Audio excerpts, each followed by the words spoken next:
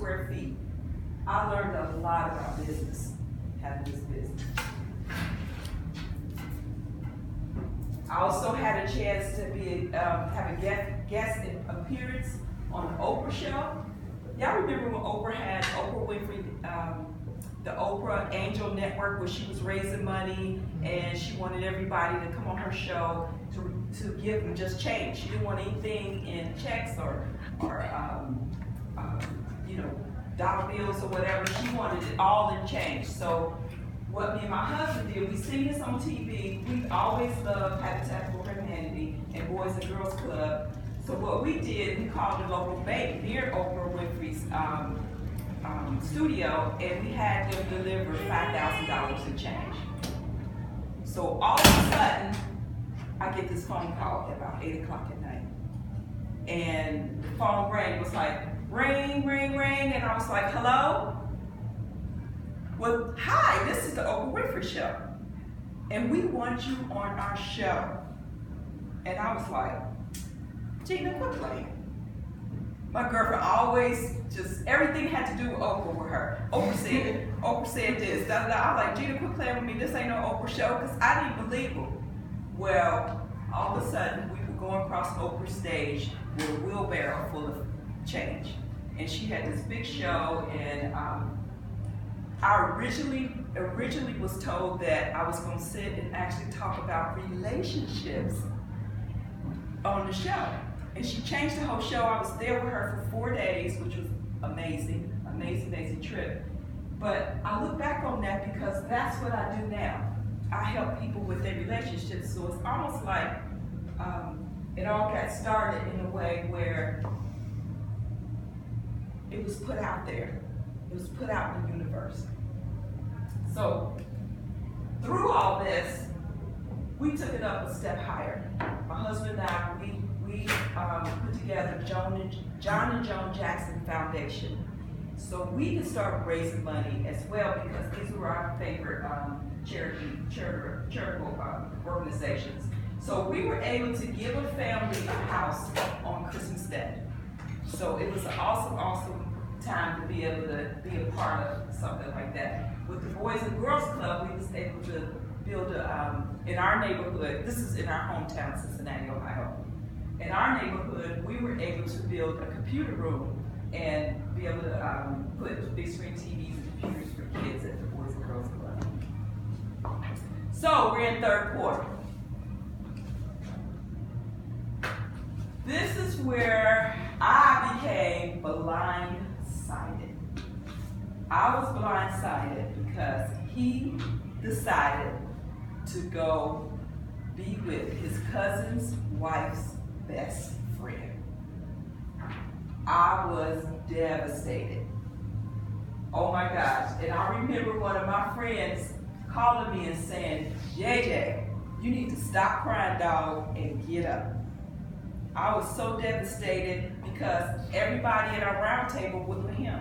His managers, his sports agents, the accountants, everybody at our round table went with him when it came to before the divorce. Our divorce, oh my gosh, took, it was 4 years of torture. He left the house 2002, and it took us to 2006 to get a final divorce.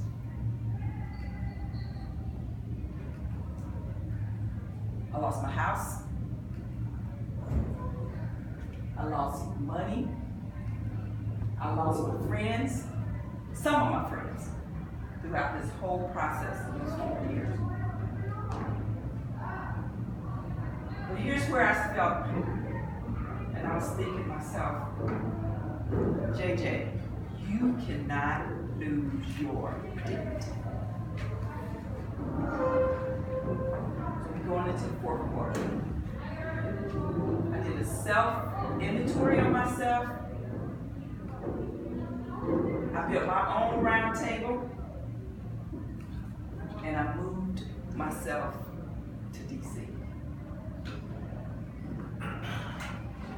I started rolling that film back, and I started thinking, this is what you need to be doing. You need to be speaking life over people. Of all what you've been through is to just get out there and start speaking life.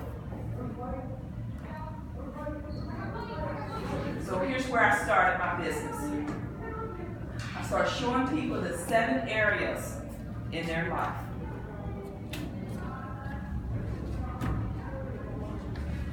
I started putting a game plan, helping people put a game plan together and putting their vision out to God and the universe.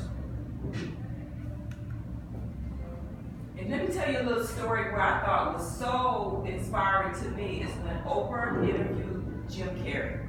And they talked about visualization. And Jim Carrey was in a bad situation.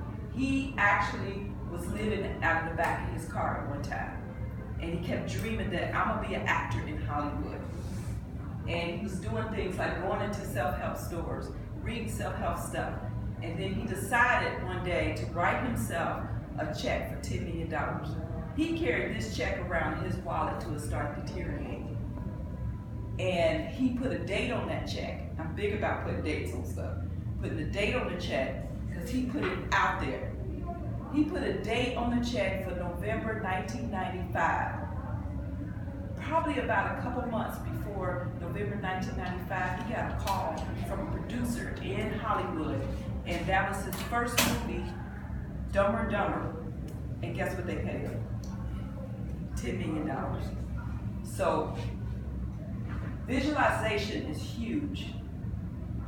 So one of the things I love too, and I say it in my other workshop, I love childlike quotes.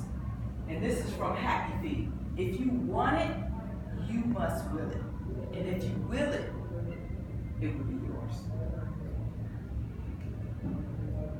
So second thing, so you put your visions out to God and the universe, you set 2 goals.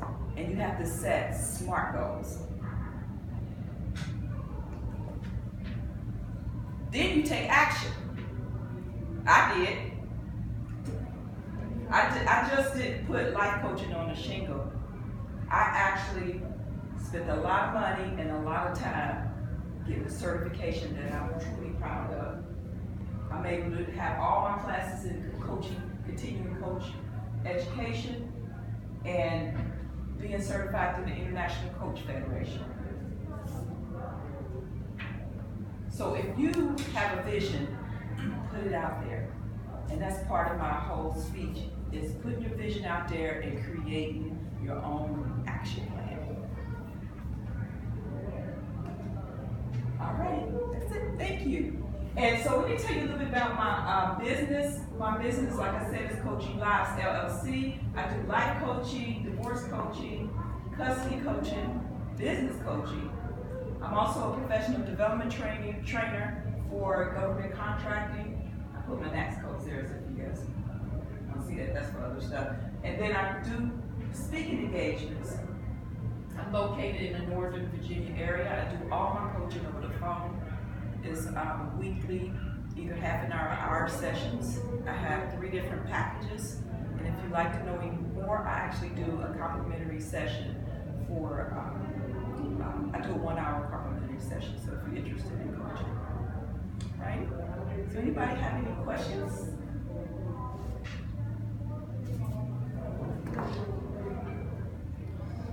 What would you be doing for business coaching? For business coaching, we build a strategic plan. We find out what exactly you want to accomplish in your business, and we put the plan together. And I keep you accountable every week. You either be on a daily accountability plan, or you on a weekly accountability plan. Okay. Well, I was kind of hoping you were going to tell me that my biggest concern is I'd like to find a partner.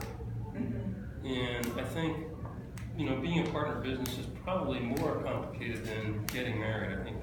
I think the contracts are more complicated. And you really do have to sort of anticipate. Well, I'm older, so I'm anticipating, maybe retiring when I get a lot older. But I'm not, I know that I'm not 40 anymore, and I'm not going to be doing whatever business it is for the next 30 years. But I think that's, to me, is the area I wish I had somebody who could tell me more about how to pick a partner. Okay. You know. Well, part of the plan is whatever your goal is, that's the part of the plan with coaching. So I don't have a specific subject I speak on. It's just you come to me with your thoughts and your what you want to achieve in the next 6 to 12 months, and then that's how I help you sort it out and actually make a plan to accomplish it. Yes. My other question was, is that whistle real? Oh, yeah, it is. It's real. I actually put the Swarovski crystals on there because this is part of my brand. Yeah. So I wear this a lot. It's a brand. It brings attention to people, and especially women because we like living. Yeah. And you said that you coach over the phone. So Yes. It's not, you don't have to go into an office. No, what I do for the DMV area, I will meet with you initially, but the coaching sessions are all over the phone. You call in and we do everything over the phone. Half-an-hour sessions or hour sessions. I also do Skype because I had a couple clients in Connecticut in different areas where they just want to actually see you talk, but then they end up not doing Skype because they're good at the phone. It's just some people want to see you interact. So, but most of my clients are all over the country. I have more clients around the country than I do in the DMV area. But I moved here 3.5 years ago, so I'm still building in this area for people to see. I came from San Diego, California. Oh, yes. My son's in LA, so he calls me all the time saying, oh, it's 85, this is Yeah. Does your coaching sessions, do they last just until, with me, a couple of us here go to Coach Marvin, business coach. He does coffee tea with me every Friday, and I started out going 4 years ago, just gonna go for a couple of weeks. I'm still going, because it's always something I can learn. Absolutely. As far as your clients, do they basically stay with you until you can get what they want, answer, or is it like a life thing? You continue to see I have a client right now, she's a gastroenterologist. She's been with me for 4.5 years, and she lives in Arkansas. And she started out in California, and I actually moved her literally over the phone to Arkansas. She's got a big job at a hospital in Arkansas. And so she's been working with me. She's been all around the whole life with different situations, down to business transactions, to custody battle, to relationship situations. I mean, I'm on her books. I mean, literally. But I can tell you my packages. I have a 2-month, a 4-month, and a 6-month package. And we could talk more about that if you got some time. And basically what the package is for 8 weeks is $21.95, and for four months is $41.95, and now the 6 month, which is an hour, and it has a lot more included with it because a lot of people, divorce clients as well, want to be able to call off the hook, and ask you different questions. So I call them query questions, where you have 15 minutes calls just randomly. That adds on to the $59.95 package, which is 6 months for an hour. So it depends. So I do the 2 month because some people they want to do 2 months and then they just keep going 2 months. And that's basically how my 4-year client, 4.5-year client, she just 2 minutes at a time. And then sometimes she'll say, oh, let me just pay you for the year. So she just, it's a continuum. So it depends. You want to be able to accommodate different people to different packages. How would you describe your coaching style?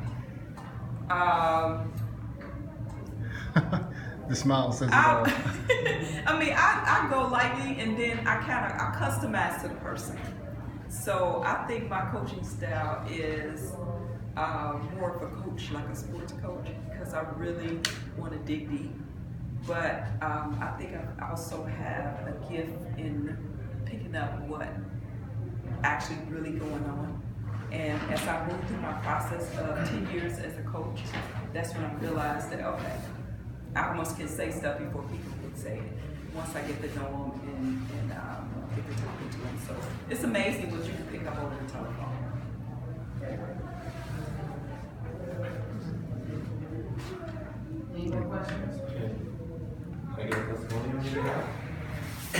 is coaching me. We've been coaching now for about a couple of weeks. Yes. When I went to do my initial meeting with her, I had all my stuff all over the table, and I was all over the place with what I wanted, my 2 SMART goals. And what I thought my SMART goals was, and what I wanted to accomplish, I had them like all over the place in that circle. Joan was talking about a little bit more than that. But as I kept talking to Joan, she kept bringing stuff out of me to narrow my 2 SMART goals down to 2 sentences, where I might have had them 50 things on the paper. So now that working with Joan, she was able to help me take everything that I had all over the place and just bring it to 2 lines to make it on point. And then after we got those 2 SMART goals together, now we're building on those 2 SMART goals. I took Joan's workshop where we did the vision board, and I have it in my room now, and then my mind is focused every day to that board that she helped me build a vision with. And I also can say with coaching with Joan, now I make sure every morning I get up, I have to know what my things I have to do for the day and report to her. So it's kind of like a child saying, I got to go to the principal's office the next day if I don't do what I'm supposed to do. So I would say, but she helped me to start narrowing things in. I still got a long ways to go with what she had me to do, but I can see that I'm more on the track now. We're working with Joan on what I need to do. Thank you, Dennis. Thank you very much. And he's absolutely right. It was so funny. He called me one morning. He said, "Oh, I feel like I'm going to the principal office." I have so many people say that, but that's part of being a coach. If you think about it, if you're trying to make it to the Olympics, how you gonna make it to the Olympics without having somebody coach you to win? If you're gonna get out there on the field, you're gonna get beat down. I mean, beat down. You're talking about me being blindsided, being hit by one of those big players or whatever. You're gonna get beat down if you don't know the plays, and if you're not executing those plays correctly. And that's my whole goal. I mean, I know I talk some football jargon, but the thing is, that was my life. And that's the way I talk to people as far as coaching. Once I want to have, I need to get them to up the ante, man. It's like, come on, you can do it. And I tell them that's just like me being a fitness coach. And I'm next to you, you're on the treadmill, and I'm telling you, you can do it. So that's what I do. I mean, I build your integrity, which is huge. It's keeping that integrity, building that integrity, and building that muscle in your life. And mainly people go to the gym all the time, they do all this building their muscle on the weights, but how about in your life? So that's what my whole basis is. My passion is to speak life into you, because everything that you want to do is here. All you have to do is get it up and out of you. So if it's bad stuff, it's good stuff, because we have, I call it fleshing out. So my whole thing is getting you to flesh out what you already know you are capable of doing. It's just getting someone accountable, keep you accountable to accomplish what you say you want to see happen in your life. So that's my whole thing, is living life powerfully and being able to move through processes, which I had to move through a lot of different things from the age of 6 years old. But I look back on it and I'm like, good gracious, I can't believe I did it, but it's all about just keep moving, keep believing, and just on God to believing that God is going to help you, and He's right there with you and move you through it. Psalms 29:18, people perish if they don't have a vision. So have that vision and just actually, put that vision out there and have that image. And he talked about vision boarding. I'm big on vision boarding. Getting that vision board together and putting those images out there and believing that they're gonna happen. I mean, I tell people, I say, God's sitting up there like, okay, you can tell me what you want. He said, if you ask, you will receive. So that's really my whole passion in it, because of me going through such a big life transition and being in such a huge organization for years. And having just this whole big world that I was able to experience, and meeting people from all walks of life with so many different situations and dynamics going on in their life, that's my passion, is to really help you. So that's how my business got built, was able to prosper over the last 10 years. It's just helping people move through life transitions. Anything else? Well, you talked about Oprah and other things, and apologies, I came in a little bit late.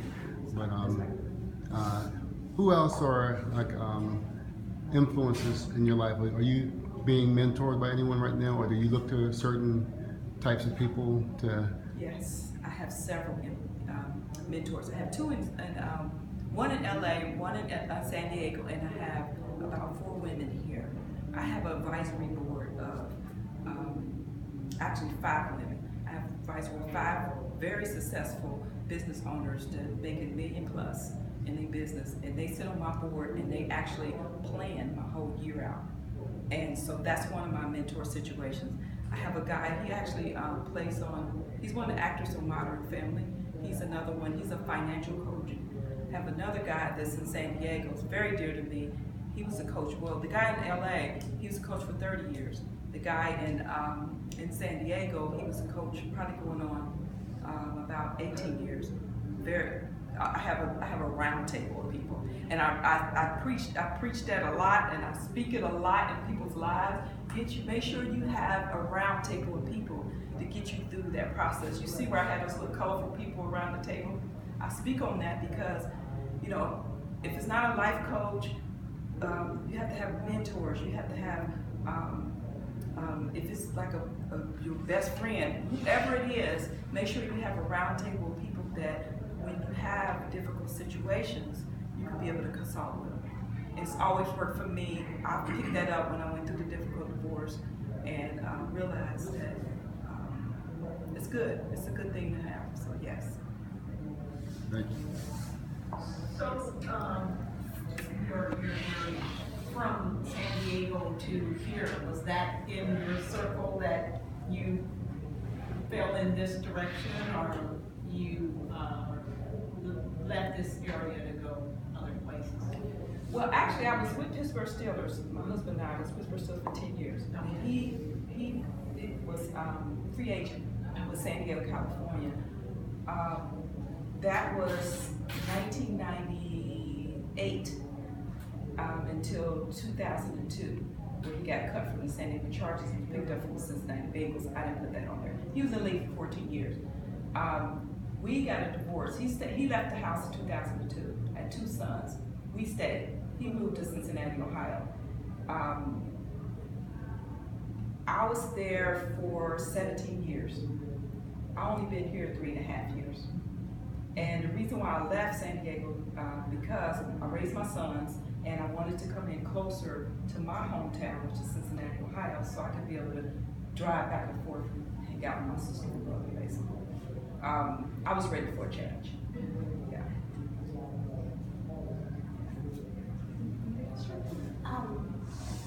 I had a conversation not too long ago about mentors versus sponsors, and the difference between a mentor is like someone that's going to help you guide you through, and a sponsor is the one that's going to talk about you when you're not in the room, because you know pretty much 80% of what's said about you is said outside of the room, right? So, do you help develop people to find more sponsors? That like having mentors is great, but like, do you do the things to help you find a sponsor? No, I have my clients do their work. Now, if I hear something or I actually have like certain, like say if Dennis, he owns an unbelievable bakery, Chantel's Bakery, here in the Sterling area.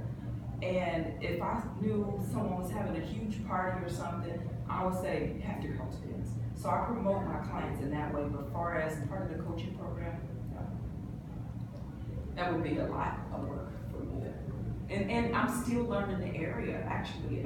I'm doing pretty good. I've been all over this place for 2 years.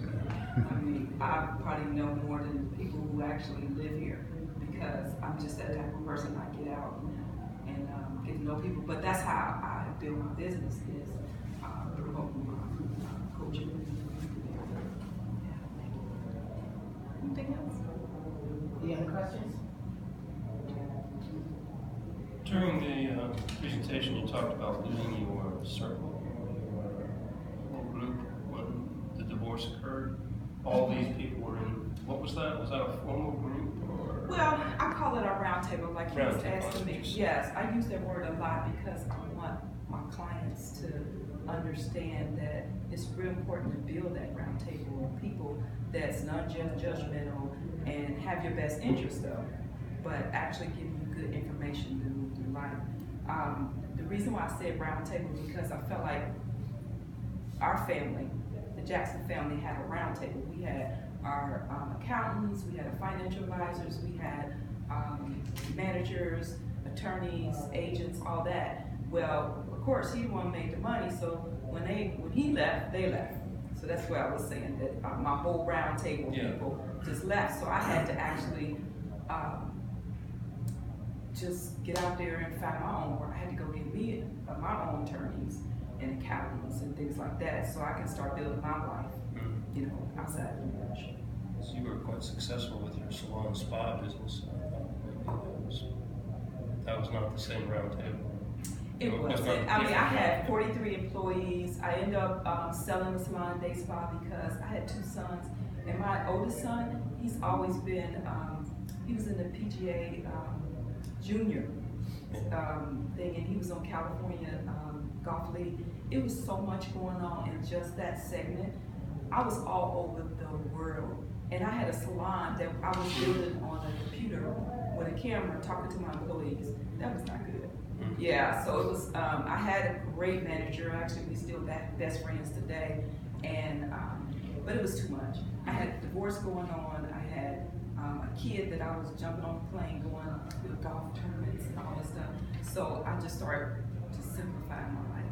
And it's so funny because I was doing all the stuff that I'm telling people to do now and didn't know that that's what I was doing. So I use a lot of that, and that's the reason why I wrote the book, because I use a lot of my stories and things to be able to get people through certain situations. Yeah.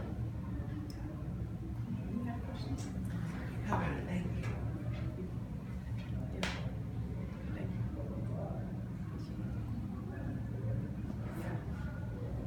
Anything else? Well, I'm happy you all came out on Valentine's Day. Such a wonderful church. Thank you so much. Let me just Thank you. give you this, just a little thank you. Oh, thank you, Elaine. Thank you. And I have to say, you know, I heard Joan speak at an event she was at, and we met for coffee with their lawyers, and I immediately knew I wanted her, especially on a day like Valentine's Day. I know a lot of business coaches. I do a lot of networking. I know the Churchill that does all the banking and stuff. There it is right here, check. Oh, Yeah, it is. We had that so many times here. Oh my God, delicious. Thank you. Everything. Guys, we're not just saying this. Yeah, really, It really is good. like Want to crazy. put someone to care and Yeah. that's just the guy. Yes. Thank you. Yes. But yeah, so I knew that immediately after hearing the talk, because I really believe in business coaches. 20 years I went to computer networks. I didn't know anything. People did what I said because they worked for me. I didn't know how to get clients. So I started going to a business coach, and there's 2 things that I really think everybody should have. When my mother passed away, I had a therapist. I've been with her, I've been begging for like 15 years. And when you say people who bounce things off of, it's like, oh my God, I don't know where I would be without them. Yes. Because sometimes they just reinforce what you're thinking. And they help That's you exactly what I realize. was saying when I said it's in you, but just trying to think, you know, and get it up to that surface and say, oh yeah. So my whole thing I love because the light bulb goes on with people, and you arrive to it. I don't arrive you. I'm just giving you saying the right questions to get you to arrive. Yes. You know, my mom and my aunt, until they passed away, they were my reinforcements. And then when they passed away, I said, you know, I gotta get something here because, you know, I mean, just in life, and everything in business. So thank you so much. You're welcome. Thank you. Share this with us. I do a summary sheet, so we'll have all your information there Okay. about this. And I did include a link to all the things into your website. Okay. Okay. Perfect. So if you want that, that's gonna be on the summary. I'll send out something about a week. And I'll go out there and I'll put 200 people that we have on this. Okay. Perfect. Again,